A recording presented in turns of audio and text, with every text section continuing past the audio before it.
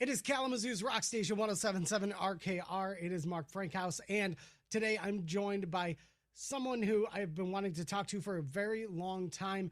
This person is a three-time Golden Gloves boxing champion, three-time WCW television champion, former Intercontinental champion, self-published author, and now motivational speaker, the great Marc Mero. Dude, thanks so much for hanging out with us today.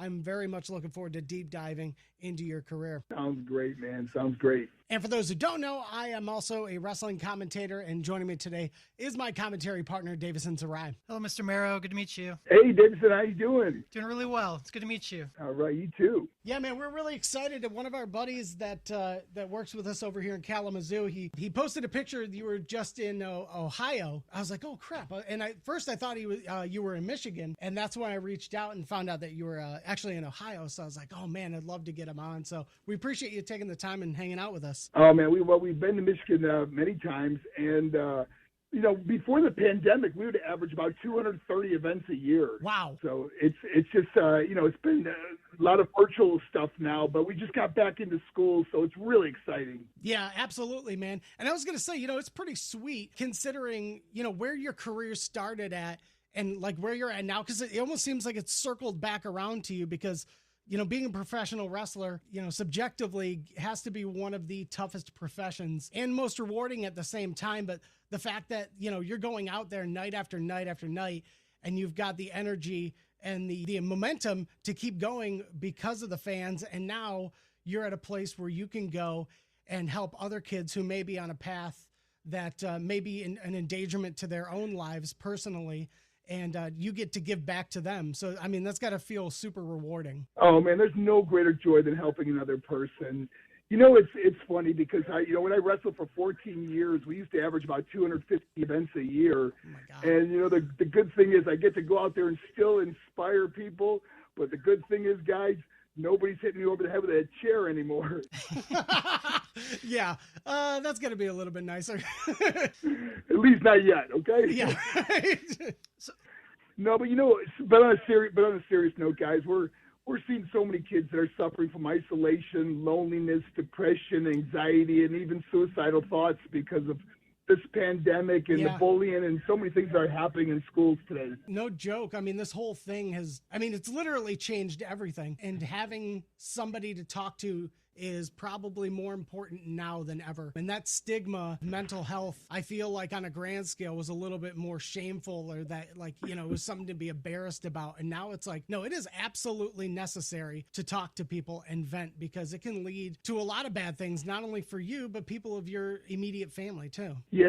Guys, the thing that you notice after 15 years of doing this, many schools have, counselors that help you, decide maybe what college to go to or help you through school and stuff. But we don't have mental health specialists that I see as in such need today. Kids don't have someone that could talk about their anxiety or depression. And, I'm seeing so many more kids on medication too.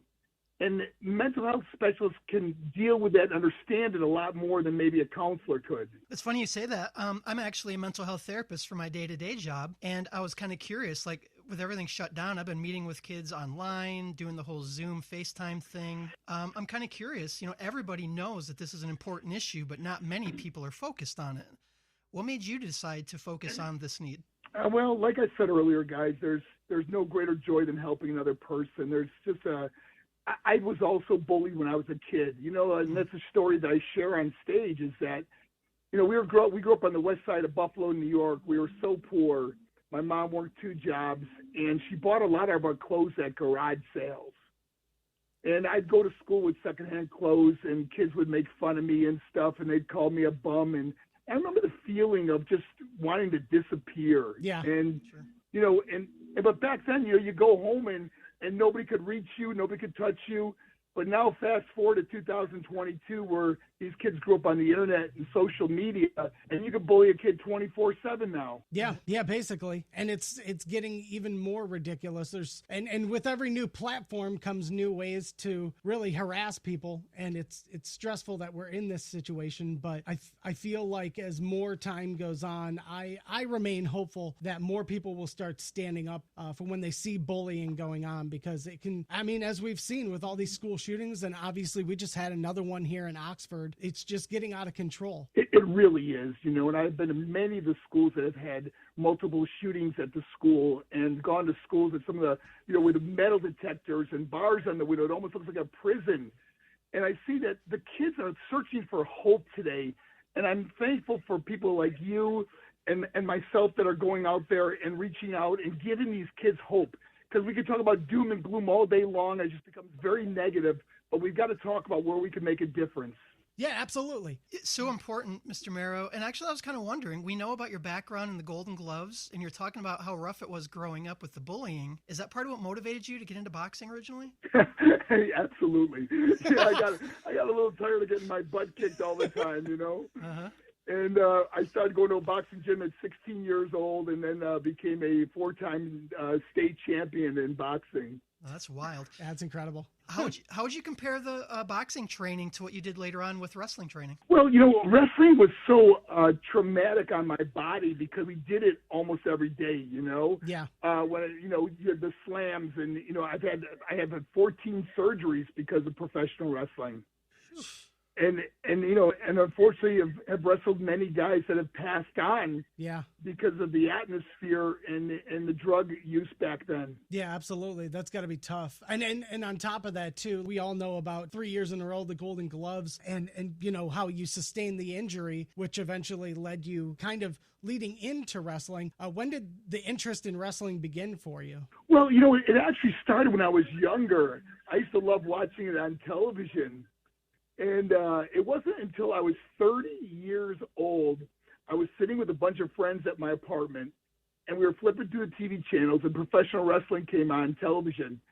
And I'll never forget, I got that aha moment. I just go, hey, guys, I can do that. And I just remember all my friends laughing. I found out where there was a wrestling school. 1 year later, I signed with WCW as the character Johnny B. Bad. Unbelievable. Legendary. Don't give up on dreams and goals. I'm a 45-year-old person who started training last year. You are an inspiration. How did you get hooked up with the Malenko School? You know what? I was working out at a gym, lifting weights, and some of the guys there were professional wrestlers. And I just asked them, I said, hey, is there a wrestling school around? And they said, man, about 60 miles away in Tampa, there's one that's called Malenko's Pro Wrestling School, and that's when I started going there after work and on weekends. That's awesome. How was the experience working with them? Oh man, but the dad Boris Malenko was amazing. Yeah. The sons Dean and Joe weren't there that often because they were touring in Japan at the time quite a bit. Right. I was gonna say you got your start in WCW. Didn't you get your start with them way before Dean came over there? Because he was in Eastern.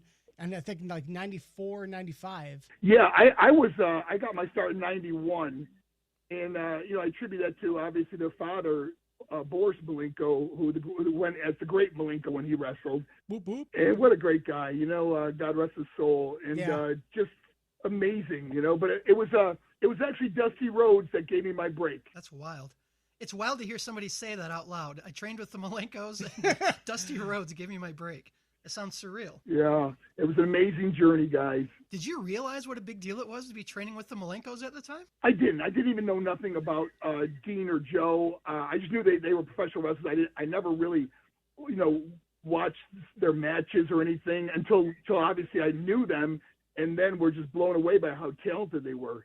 I think it's easier for us to look back now and reflect and go, oh my God, look at who we're training with. At the time, though, it was like the best of the best were the go-to trainers. They were the ones who were respected. Veterans who were trainers and trusted in the industry were sending up-and-comers to other guys who were trusted in the industry as well, who now we look at as legends. Mark, as I look back on my career, I think about that I was in wrestling at probably the greatest time there ever was, the Attitude Era in the WWE. I mean, you look around the dressing room, there's The Rock. There's Shawn Michaels, there's Bret Hart, there's, Hulk Hogan, there's Ultimate Warrior. I mean, the list goes on and on and on of the great wrestlers I was able to work with. Just phenomenal. And you really bust into the scene, especially in WCW. You got to work with some of the best talent. I mean, when you're, especially, jumping ahead a little bit, but even during your TV title run and the multiple runs you had, you were working with Arn Anderson and Regal, and I mean it's just the list goes on. Harlem Heat. Arn Anderson is probably one of the most underrated wrestlers ever. He Easily. Is unbelievably fantastic to work with. I learned so much from Steve Regal. I loved working with Diamond Dallas Page. Yeah. Stone Cold Steve Austin was one of my favorites to work with. And, of course, Eddie Guerrero and Ric Flair. Just blessed to work with those guys. I was kind of curious. You talked about bullying, and what we know in 2020s is that we're starting to focus more and more on kids' sexuality and gender and how that factors into bullying. When I was watching as a kid, I was always a fan of Adrian Adonis, Goldust, and there are a handful of characters that seem to kind of straddle the line for kind of the gender conversation that we're having these days. Do you think that the Johnny B. Bad character belongs in that category? Well, it was a very outrageous character, It was Dusty Rhodes' creation. And I tell you something, I got to share this with you, Mark, is probably the greatest memories I have in wrestling were working with Dusty Rhodes before the matches. Like, he'd come up there early with me. Yeah. And he says, now this is what I want you to do. I want you to walk like this. I want you to talk like this. I want you to say, I'm so outrageous, it's contagious. And, so we would get laughing so hard because I'd walk to the ring and he goes, no, do it like this. And he'd do it over and over and over and show me. And we would get laughing so hard watching him become Johnny B. Bad. That's so funny. Now, I was curious. We also know that, you had the boxing background, and we hear people talk in wrestling about legit tough guys. We hear that all the time. Would you consider yourself one? Well, in my realm, boxing, I was probably one of the better boxers around, But, when you talk about real tough guys, you got to go with guys that are well-rounded, like a Ken Shamrock. Yeah. A Dan Severn, guys that I worked with that were really legit guys that could pretty much tie in a knot. Yeah, no doubt. Did you feel like people were trying you because of your character? That was always my question. You're tough and you had that outrageous character. I wondered if people kind of like tried you. You know what? I think there's guys they worked with. They worked a little stiff, but you know what? You give and take. If someone gives you what they call a potato, you give them a receipt. But yeah, I was gonna say, well, that's good to hear too, because when we talk about guys like Goldust, Adrian Adonis, Adrian Street, a lot of times because of that flamboyancy, it's almost demonized in a way. And I'm glad that wasn't the case with your character, obviously, because there seemed to be a lot of passion for the character, not only just between you, but also Dusty Rhodes as well. Absolutely. And I think, they had a lot of respect because it was a creation of Dusty's, and he was very high on me doing well. And, I often think about where my life would be if I never met Dusty Rhodes. I wish I could say the same. I wish I could say that. He was just there's a reason why he is on a lot of people's Mount Rushmore. Yeah. So when you were in WCW, when did you find out that you were getting a TV title run? It was always talked about. Steve Regal had it for a while, and I was going to win it from him. So my first title reign was beating Steve Regal, Lord Steven Regal, and right. Then, of course, losing it to Arn Anderson, winning it back, losing it to Lex Luger, winning it back. Unbelievable. And then eventually Lex took it for the final time before I left for WWE. Right, and that was around the time you tore your ACL, wasn't it? Yeah. When I first got to WWE, I had it was a triple threat match with Goldust and Triple H for the Intercontinental title, and I remember I tore in that match. Ugh. And that was like right when you got there too, wasn't it? Yeah, it was unfortunate because it's like I really thought they were going to have a long run. We even talked about putting the world title on me, and unfortunately, it didn't go that way. But you know what? I look at all the paths in life I've taken and all things that have happened, good or bad. All those paths led me to where I am today. Yeah. Hey, guys, I couldn't be happier or more blessed in my life than I am right now. That's awesome. It didn't take long until they gave you the IC title. it was about 6 months in or so into your WWE career. And I mean, you put down Austin, Owen, and Farouk. So, I mean, that's pretty impressive just to be able to, because you worked with Austin in WCW too. And it's just kind of funny because, okay, now here you are in a different company and you're working with this dude. And now you're opened up to a whole new slew of talent, Austin and Triple H are probably two guys I've wrestled probably a couple hundred times each. Damn. When you think about that, because we were both in WCW and WWE together, and we had programs in both companies together. That's so wild. So I was always curious. I've been watching wrestling since the early 80s, and I happen to agree with you. That explosion in the mid to late 90s was just indescribable to people who weren't wrestling fans. You got in and very quickly started to blow up. Can you kind of describe what it was like to be part of this just massive tidal wave that literally took over the world? Well, it was really strange because remember, when I signed my contract with WWE, I had some prerequisites that had to be met. I was going to be the first wrestler to get a guaranteed contract. Wow. I wanted a signing bonus, and I wanted my wife to travel all over the world with me, even though she wasn't a part of wrestling. Right. And Vince gave me all three. And but then when he met my wife, I asked him, can she be my valet? And he allowed it. And then she blew up and became her merchandise was selling second to only Stone Cold Steve Austin. Yeah, without a doubt. I always wondered that. So incredible. Was Vince a big fan of your character then? Sounds like this was Vince's idea. No, well, the sad part is Vince thought we were going to get somewhat of a Johnny B. Bad character, and we could not use that character at all. WCW threatened to sue.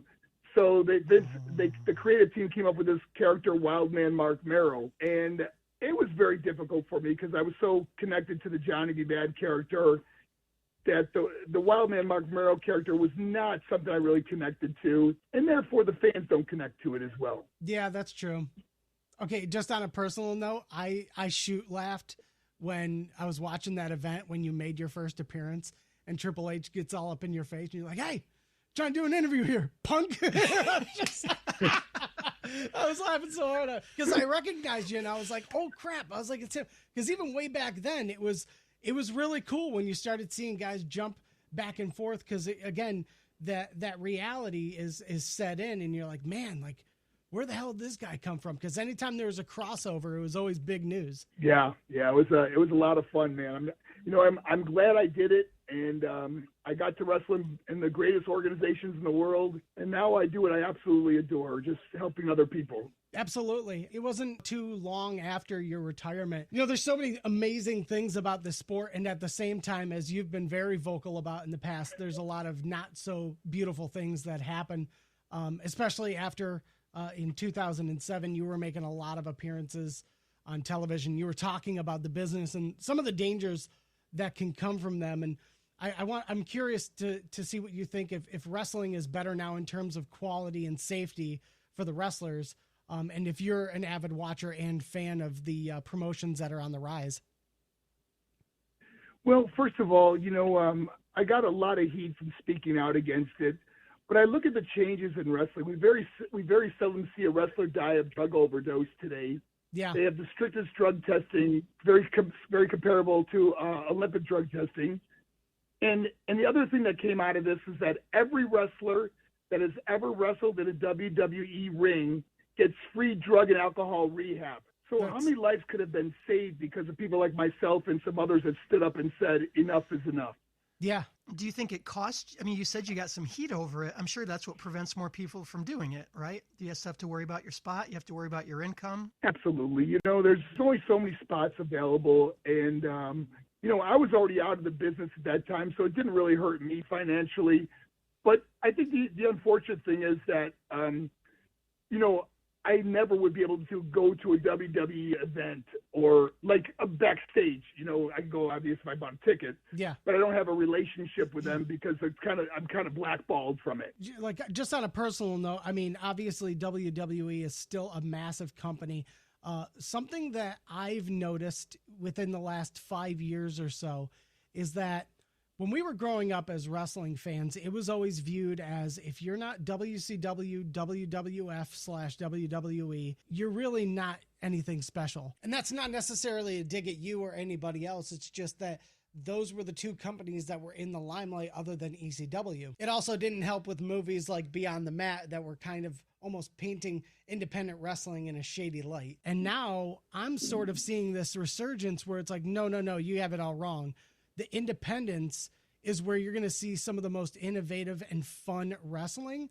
So now it's almost as if, you know, really what the respect of your peers is where it's at. And like, I don't know, personally, I just feel like, although it's unfortunate that you're blackballed from WWE, we're starting to see a massive difference between professional wrestling and sports entertainment. And I'm curious if this is something that excites you, is the fact that professional wrestling and the sport of professional wrestling is becoming more important again. Well, it is because there's competition. I mean, the reason why WCW and WWE did so well is because they went against each other head-to-head on Monday night. And right. When you turn the channels back and forth, you know, it was exciting. And we see that excitement again with AEW coming to play, yep. and Ring of Honor and TNT and WWE. You got so many options now. It's exciting for me, too, because I've always followed both mainstream and independent companies. And just in the last couple of months, we've seen people like Jeff Jarrett reemerge for Game Changer Wrestling. We're seeing some of those names that we're so familiar with. Zack Ryder is over in GCW as well. You said you're not going to be doing business with WWE anytime soon, but do you ever think about maybe doing one of these comebacks like you're seeing some other people from your generation do on the indies? Guys, I'm 207 years old now, okay? More comebacks. No, hey guys, I just turned, this summer I turned 61, so I don't plan on wrestling again. But you know what would be really cool? See, I always thought that if one of the organizations did more stuff in the community with students and help these kids that are going through depression and anxiety and bullying, and we became a bigger part of that. We work for a promotion in Kalamazoo, Independence Pro Wrestling, and a lot of it, what started off with Josh Raymond spearheading it and really being the face of the federation. He did a lot of community events and stuff like that. And I totally agree. I think that's something that is extremely important because wrestling is inclusive. I think wrestling is for everybody. It should be for everybody. Nobody should be excluded. And when you've got a cause like that, I think that would be a great idea. I think that's genius, and I'm surprised nobody's really done it before. Well, we tried to work with WWE on this, and unfortunately, they didn't want to do it. They have their own, Make a Star program or something like that, but it's not the same as what we do. That always seemed really ironic to me, and I'm not trying to be cynical, but we've all heard the stories about Vince and some of the things that might happen backstage. We've seen how some of the characters are written and portrayed. It always struck me as really ironic that the same company would do this Be a Star anti-bullying campaign. Did that ever strike you as ironic? Well, they really don't do enough for the kids. I mean, you can, when you just have a wrestler come out there and hold up a belt and the kids all cheer, but you've got to share personal stories. You've got to share what kids are going through. How many kids have suicidal thoughts? How many kids are depressed and suffering from anxiety and bullying at school? We've got to hit issues head on, and they were not doing that. I agree. If somebody wanted to organize something like that with you, what would you suggest? Just to reach out and the best thing, just go to our website, which is just, my name is Marc, M-A-R-C, Mero, M-E-R-O.com, marcmero.com. Perfect. Yeah, because I think that's very important. Like you said, especially through this pandemic. There has just been so much more stress being added onto everybody's life and anxiety, and with just the craziness of the world right now, something like that would be really important. And I mean, even getting through wrestling, you took your career in a completely different path and you became an author and you published your own book. I did, yes. I'm currently in the process, and I want to get your experience of what writing did, if it helped you cope with some struggles from the past, if it helped you gain a little bit of peace and maybe even some closure when it came to things that you discussed in the book about your childhood and even about your career. I think anytime you can open up and talk about issues, it's not only helping yourself, but it's helping so many other people. And that's what I hope that out of my book, people would gain that, man, my life was not perfect. It still isn't, Yeah. But the bottom line is And I always found that depression or anxiety and things that we go through, it's not so much about the circumstance or situation, it's how we respond to it that makes all the difference. And to give students or people tools to respond to those situations differently than they normally would. Yeah, I agree with that 100%. Working with kids, it's about resiliency. It's about realizing, which voices to listen to and which ones not. I really appreciate what you do. I really respect it. Yeah. Oh, thank you, guys. I appreciate you guys having me on the show today. I have one last question, and then Marc can get back to you. But, again, I said I'm training. We do commentary for a small company. We're seeing young wrestlers from all over the Midwest come through. A lot of exciting talent. For somebody like yourself, the second half of your life was really launched by getting involved in pro wrestling. And you mentioned the name Eddie Guerrero. We all loved him, and we saw what happened eventually with him and many other wrestlers. Would you give people the advice of joining wrestling now based on your experience, and what kind of advice would you give them to make it more sustainable or a healthier experience? Well, whether it's wrestling or anything, we all have dreams and goals in life. And, you don't want to look back on your life and say, I wish I would have at least tried. If this is a goal you have or a dream you have, give it your all. Go after pursue your passion in life. Give it a try. The mistakes I made was getting involved with people that were partying all the time, and I fell right into that. And I've realized that we become who we surround ourselves with. I tell people your friends are like elevators. They either take you up or they're going to take you down. Truer words never spoken. Hey, best friend? That's why I don't hang out with Marc very much anymore. Oh, that's real cute. So what are your plans right now? You're back. Where are you at right now? You're in Georgia? I'm in Atlanta, Georgia, yes. Awesome. Okay. Now what are you doing out there? And also what are your future plans coming up here soon? We're back on tour. We're back at schools. We have New York coming up. And I also have Celeb Fest, a wrestling convention coming up in Maryland. Nice. And that's like next week. So just things here and there that we're doing now. Luckily we're back on the road traveling. Do you still find that that's gratifying for you? You don't sound like you're overwhelmed. You sound like you really enjoy being busy with a couple different fires burning. Oh, I love it, man. I tell you, it's like you find your life calling and you just stick with it. You love what you do, and as long as I can speak and, go to events and talk to these people and help people, whether it's corporate or schools or wherever, just as long as I can make a difference. That's awesome, dude. Do you have any plans or anything in your schedule coming back to Michigan anytime soon? You know what? Maybe someone that's listening to this podcast will say we should have Marc Mero out here. And please, like I said, go to my website, marcmero.com, and invite us out to your place. Well, I definitely think we're going to be hitting you up. Like I'll get a hold of Wendy and I'll let her know. But yeah, I mean, it would be really cool to have you back up here again, because there's so many wrestlers that come and go in the industry. But I got to say, just on a personal note, there was a video clip that went viral, like big time viral. You sharing a personal story about you and your mom. And I mean, I got so overwhelmed and choked up just watching this. And I saw so many people share that video who weren't even wrestling fans. You really made an impact on a lot of people's lives. And I think that one video in particular, it really showed me, I was like, wow, like, there are so many different personalities, and wrestling fans only get a sliver of what wrestlers have to offer. But when, you separate them from the performance they're putting on, they're real people, they go through real things.